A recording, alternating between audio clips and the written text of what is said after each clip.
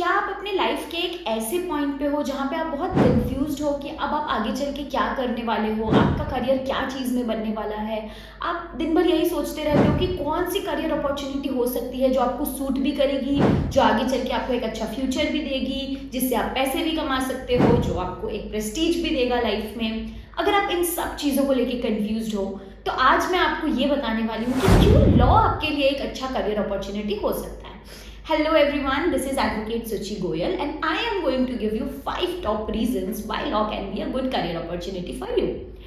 पहला, it creates awareness. Law पढ़ा हुआ किसी भी इंसान को ना एक अवेयरनेस होने लगती है हर चीज़ों की, उसको अपने राइट्स एंड फ्रीडम्स के बारे में, सोसाइटी के बारे में और काफ़ी चीज़ों के बारे में अवेयरनेस होने लगती है धीरे धीरे। इनफैक्ट उसको करंट अफेयर्स, जीके, इन सब चीज़ों का भी एक स्ट्रॉन्ग नॉलेज होने लगता है। इससे क्या होता है ना, हम बहुत एम्पावर्ड फील करते हैं, हमें हर चीज़ का ज्ञान होने लगता है, बियॉन्ड बुक्स एंड एवरीथिंग। हम सोसाइटी के हर एस्पेक्ट का ज्ञान रखने लगते हैं। इससे क्या होता है, हम बहुत अवेयर होते हैं, हम और कॉन्फिडेंस से आगे चल के लाइफ की चीज़ों को हैंडल कर पाते हैं। ठीक है।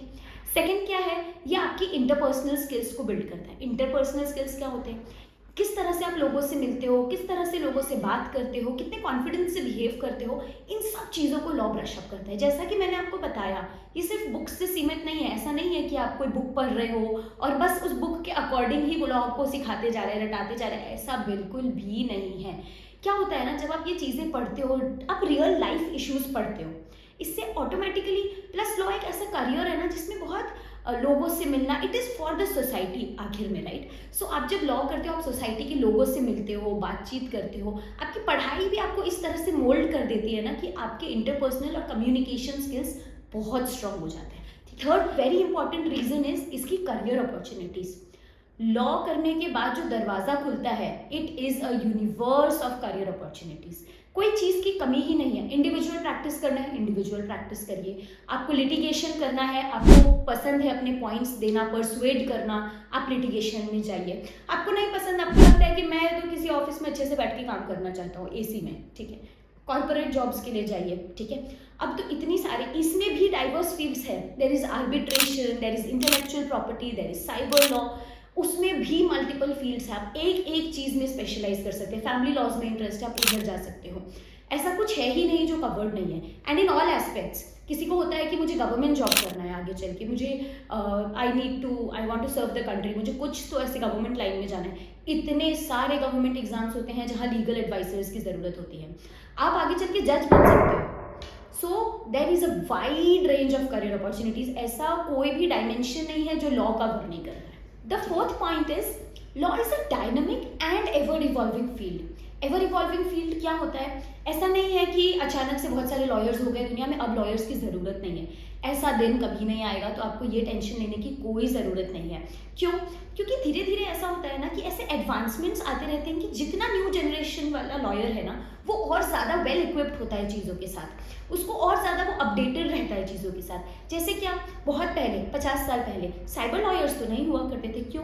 क्योंकि साइबर लॉ ही नहीं था, डिजिटलाइजेशन ही नहीं हुआ था, तो उसकी ज़रूरत ही नहीं थी। तब हम ह्यूमन राइट्स के लिए हमने देखा है लॉयर्स को, सिविल केसेस के लिए देखा है, क्रिमिनल केसेस के लिए देखा है ना।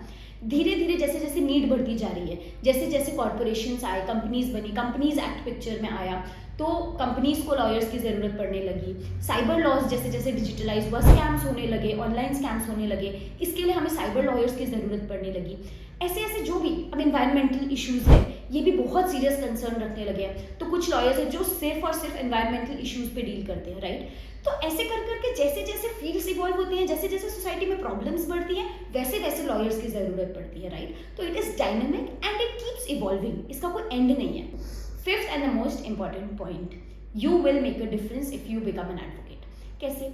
आप सोसाइटी के एक रिस्पेक्टेड और वैल्यूड इंडिविजुअल होंगे, आप सोसाइटी को समझोगे, आप एक ऐसे पर्सनल में काउंट होंगे जो एक गुड एडवाइजरी पर्सन की तरह जिसको देखा जाएगा, जिससे शायद लोग बहुत एम्पावर्ड फील करेंगे। आपके कारण शायद लोग ऐसा लोगों को बिलीव होगा कि there is someone to stand up for them, right. So if you are someone who wants to hold that position in the society और इन योर ओन लाइफ, आपको ऐसा लगता है आपको कुछ ऐसा करना है जहां आप इंडिपेंडेंटली कुछ करना चाहते हो, you want to make a difference overall, then of course this field is for you. मैंने आपको बहुत सारे रीजंस दिए हैं, अब इनमें से आपको देखना है, you have to self introspect on why or if law can be a good career opportunity for you, right? And for more such updates, stay tuned with us, follow us, and subscribe so that you never miss an update from us. Thank you.